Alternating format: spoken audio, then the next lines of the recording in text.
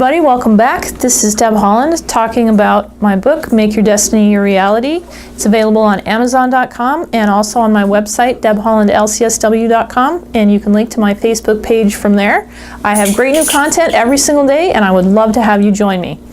All right, today is the last part of the Defensible Space 4-part series. So far, we've talked about what it is. We've talked about defining your zone. We've talked about pruning. And today we're going to talk about maintaining it. So, here's what you do. You've gone through all this hard work, right? You've recalibrated relationships. You've pared down your activities. You've thought through your priorities, your purpose, what kind of a person that you are.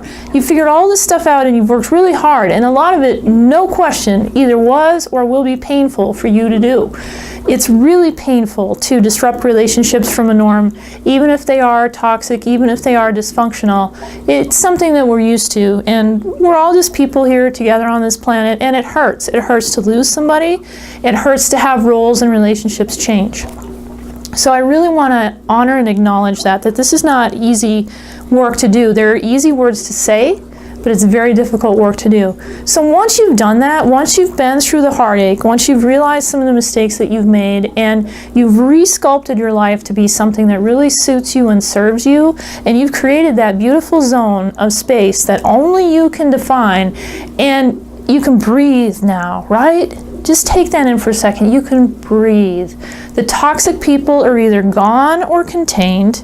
The activities are back under control. What really matters to you is where you're investing your time and your money and your effort.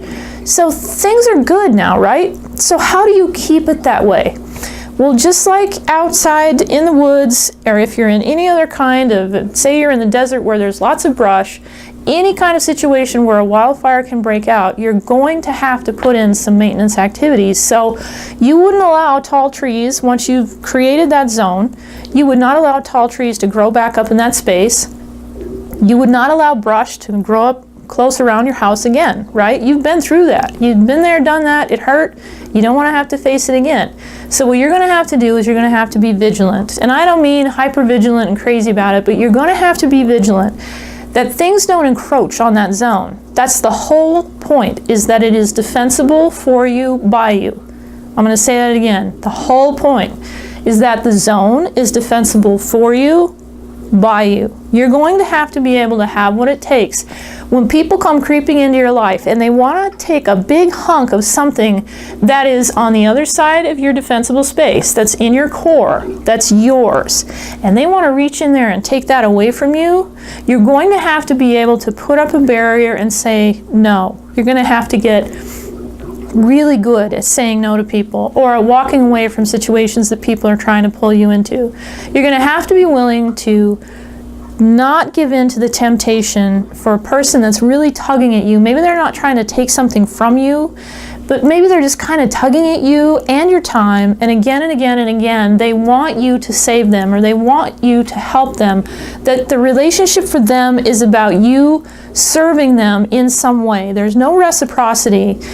You need to be very careful, because just like little brushes and little trees, little seedlings and saplings can spring up all around your house without you really even paying attention, it's not a big enough problem to really notice yet, right? Stuff can grow up. People can come into our lives and they can begin to encroach on that zone without us even realizing that it's happening. That's what I mean about being vigilant. You're going to have to know where your boundary line is and not let anyone cross it ever again. It's going to have to be the same thing for the decisions that you make for yourself with your activities. We all love to help out. We love to be part of a community. We're all part of the human family. It's very natural for all of us to want to help. And those of us that are really good at things, that are really ambitious, people see our skill sets and they turn to us for help. You're going to have to say no to some of those things too, unless it is in alignment with your purpose and it doesn't violate that zone you've got around yourself.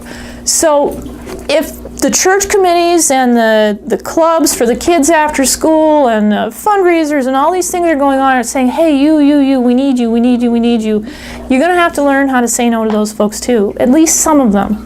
So that's how you maintain the zone once you've got it built. And it's going to be a temptation to just say, well, this person, they're really not that bad. I'm not quite so sure about them yet. They're encroaching on the zone a little. Key phrase, a little. but I think it'll be okay. If you are justifying somebody encroaching on your zone, whether it's an activity they want you to do or a relationship they want you to have, that should be the giantest red flag that you need to put a stop to that right away. Otherwise, you're going to end up years later regretting the decisions that you've made and the people you've allowed to come into your life and the things that you've given your time to. And you're going to have to go through the pain all over again of creating defensible space. So, maintaining it is not necessarily going to be easy, but life isn't easy.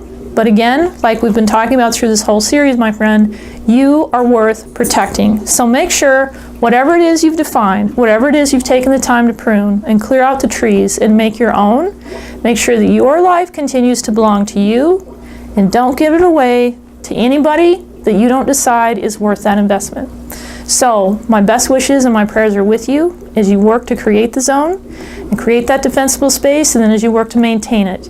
That's something you're going to need to do for the rest of your life. It's not going to be easy, but it's going to be absolutely worth it, and you're going to be so much happier having lived out what truly meant something to you versus letting everybody take a piece of you, and then one day there's nothing left and those folks are nowhere to be found. So, next time we're going to move on to different topics. Thank you so much for joining me. I really look forward to having you with me next week. Take care.